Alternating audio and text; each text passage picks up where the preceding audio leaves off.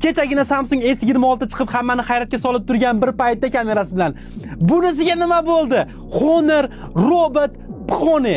Mana buni telefon desa bo'ladi. Bitta like bosib qo'yinglar, tushuntiraman sizlarga. Bu telefonda kamerasi aql bovar qilmas darajada, ya'ni sun'iy intellekt bilan birga ishlaydigan bo'ldi. Bu telefon orqasidan chiquvchi stabilli kamera atrofga qaray oladi va siz bilan sizni yuzingizga qarab, atrofga qarab suhbat qura oladi.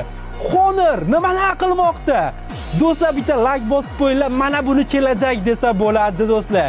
Android hozirgi kunda yorib tashlayapti. Bilmadim iPhone'da bu funksiyalar, bular qobiliyatlar qachon chiqishini to'g'risi bilmadim.